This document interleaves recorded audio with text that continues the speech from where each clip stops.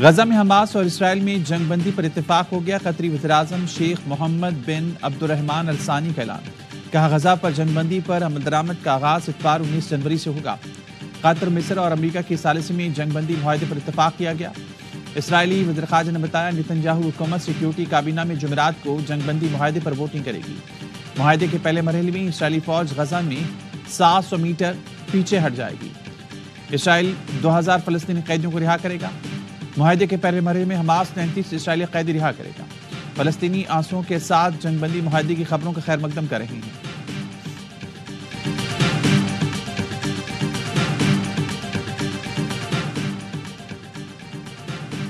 غزہ جنگ بندی معاہدہ جو بائیڈن کریڈٹ لینے لگے، مگر قطری وزیراعظم نے مذاکرات میں مدد کرنے پر ڈونلڈ ٹرمپ کے خصوصی ایلچی کو شکریہ ادا کیا۔ ٹرمپ نے کہا تھا حماس نے اسرائیلی قیدیوں کو رہا نہ کیا تو غزہ کو جہنم بنا دیں گے۔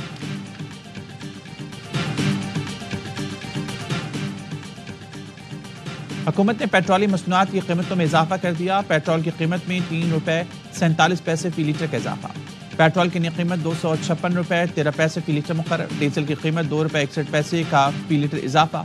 ڈیزل کی نئی قیمت 260 روپے 95 پیسے فی لیٹر۔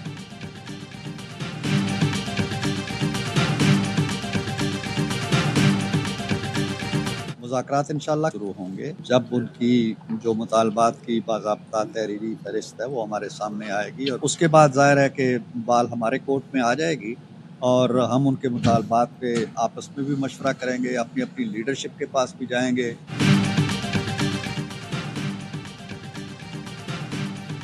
پی ٹی آئی حکومتی مذاکراتی کمیٹیوں کا تیسرا اجلاس آج ہوگا۔ کمیٹی اراکین کو نوٹس جاری۔ سینیٹر عرفان صدیقی کہتے ہیں پی ٹی آئی کے تحریری مطالبات قیادت کے سامنے لے کر جائیں گے۔ سیاست میں نشیب و فراز آتے رہتے ہیں، پی ٹی آئی جس مرحلے میں ہے کب تک نکلے گی یہ تو وقت ہی بتائے گا۔ بیرسٹر گوہر کا کہنا ہے مذاکرات کے تیسرے دور سے پرامید ہیں۔ آج تحریری مطالبات حکومتی کمیٹی کو پیش کریں گے۔ امید ہے مذاکرات جلد مکمل ہوں گے اور کوئی خوشخبری آئے گی۔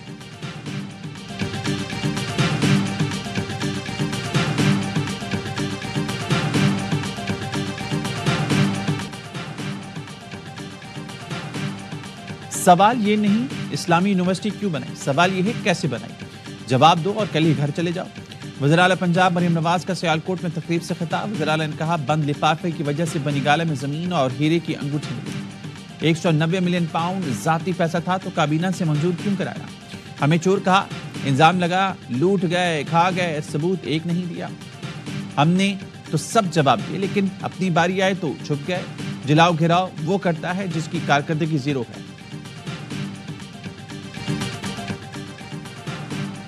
حکومت بانیوں کو عدالتوں کے ذریعے اندر رکھنا چاہتی ہے، کابینہ نے جرم کیا تو سارے کابینہ پر مقدمہ چلائیں۔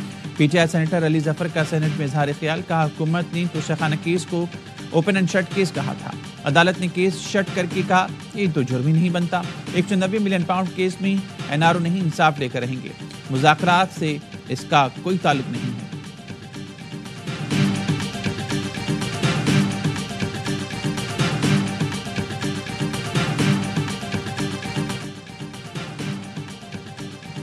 بھارتی آرمی چیف کے بیان پر ترجمان پاک فوج کا منہ توڑ جواب۔ بھارتی آرمی چیف بھول گئے ان کا ایک فوجی آفیسر پاکستان کی حراست میں ہے۔ بھارتی فوجی پاکستان میں دہشت گردی کرتے ہوئے رنگے ہاتھوں پکڑا گیا۔ بھارتی آرمی چیف کے ریمارکس مقبوضہ کشمیر میں جاری ظلم و بربری سے توجہ ہٹانے کی کوشش ہے۔ ایسے بھونڈے الزامات بھارتی فوج کی سیاست زدہ سوچ کی عکاسی کرتے ہیں۔ بھارتی آرمی چیف انتہا پسند بھارتیہ جنتا پارٹی کی زبان بول رہی ہیں۔ دہشت گردی کی سرپرستی کا الزام دوغلی پالیسی کا منہ بولتا ثبوت ہے۔ بھارتی آرمی چیف کے بیانات سیاسی مقاصد کے تحت دیے گئے۔ دنیا بھارتی قیادت کے مسلم کش ہندوتوا نظریات سے بخوبی واقف ہے۔ بھارت میں اقلیتوں پر ظلم اور نفرت انگیز بیانیاں عالمی برادری سمیت سب پر عیاں ہیں۔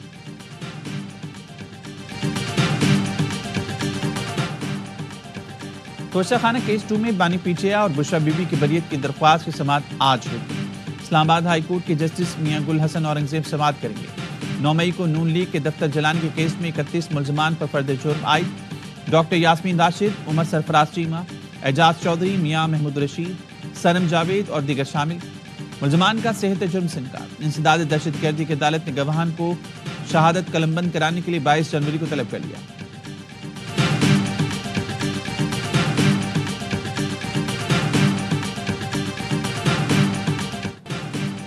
قومی اسمبلی میں اپوزیشن کا پھر ہنگامہ. وزیر قانون اعظم نذیر تارڑ نے اسپیکر سے کہا انہیں کم از کم روک ہی دیں. اسپیکر ایاز صادق بولے اپوزیشن عوام کی سیاست نہیں کرنا چاہتی, کسی دباؤ میں آ کر کارروائی نہیں چلاؤں گا. پیپلز پارٹی کے رکن آغا رفیع اللہ نے کہا اپوزیشن اراکین کا علاج کرائیں, ایسی اپوزیشن پارلیمنٹ کے لیے خطرہ ہے, اپوزیشن کے ساتھ حکومت بھی نالائق ہے. وزیر قانون اعظم نذیر تارڑ بولے میں نے تو تفصیلی جواب دیا ہے, مگر آغا رفیع اللہ نے حکومت کو بھی رگڑ دیا.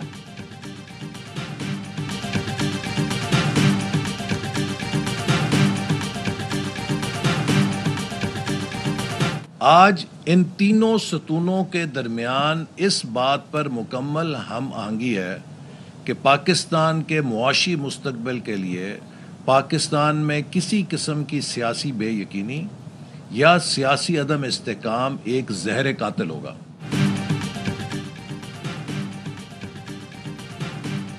پہلی بار پارلیمنٹ اور اداروں میں ہم آہنگی ہے. اداروں نے سبق سیکھ لیا, عدم استحکام سے ملک کی ترقی رک جاتی ہے. وفاقی وزیر احسن اقبال کا کہنا ہے امریکہ سے رہائی کے لیے دباؤ آتا ہے تو کیا بانی پی ٹی آئی کہیں گے امریکی غلامی نامنظور. دبئی کی جانب سے ورک ویزا پر پابندی کی وجہ سے ایک سیاسی جماعت ہے جو ریاست کے خلاف کام کرے گی. خواہش ہے کہ معاملات ہمیشہ مذاکرات کے ذریعے سے حل ہوتے رہیں. یہ تو ابھی معلوم نہیں ہے کہ وہ مانگ کیا رہے ہیں, مجھے ابھی تک اس کا علم نہیں ہے کہ وہ کیا مطالبات رکھتے ہیں. سیاستدانوں کو جیل میں نہیں ہونا چاہیے. اگر ماضی میں نواز شریف صاحب کے ساتھ, زرداری صاحب کے ساتھ یا میاں صاحب کی بیٹی کے ساتھ ہوتا رہا تو ہم اس کے بھی خلاف تھے.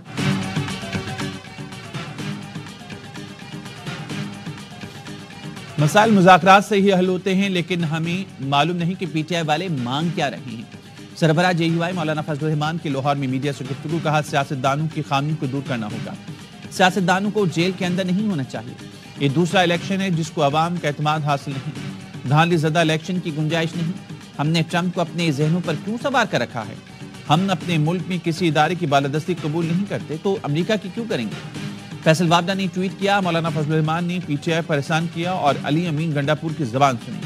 بقول گنڈاپور مولانا پر ان کے والد بھروسہ نہیں کرتے تھے تو ہم بھی بھروسہ نہیں کرتے. مولانا صاحب سے کہا تھا یہ احسان فراموش ہیں, آپ پی ٹی آئی کے ہاتھوں دوسری بار ڈسے گئے ہیں, امید ہے تیسری بار نہیں ڈسے جائیں گے.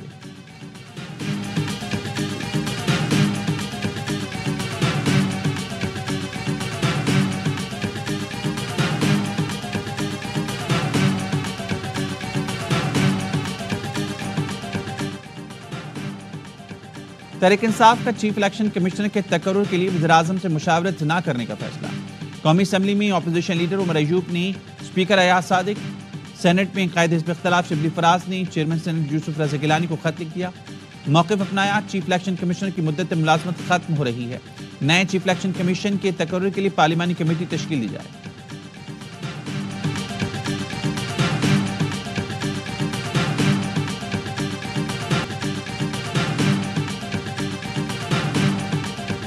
وزیر اعلیٰ پنجاب مریم نواز اور صدر متحدہ عرب امارات کے خلاف سوشل میڈیا مہم کی تحقیقات.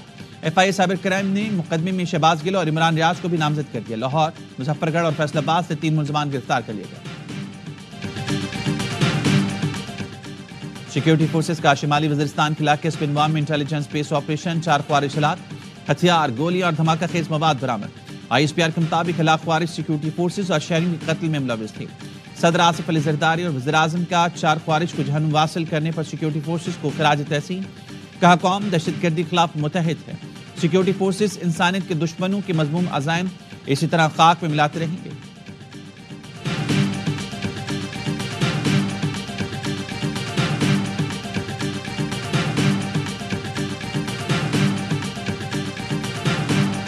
کراچی کے پورے شہر کے اندر بچے اگر باہر بھی نہیں کھیل پائے, اسکول میں جا رہے بچے, واپسی کا پتہ نہیں ہے کہ گھر آئیں نہ آئیں, تو لہٰذا ان پہ کارروائی کی جائے, ان کو لگام دیا جائے. کراچی کے علاقے گارڈن ویسٹ سے 2 بچے لاپتہ. 5 سال کا علیان اور 6 سال کا علی گھر کے باہر کھیل رہے تھے. والدین نے گارڈن تھانے میں مقدمہ درج کرا دیا. پولیس نے بچوں کی تلاش شروع کر دی. نارتھ کراچی سے لاپتہ سالم کا بھی تاحال کوئی سراغ نہ ملا.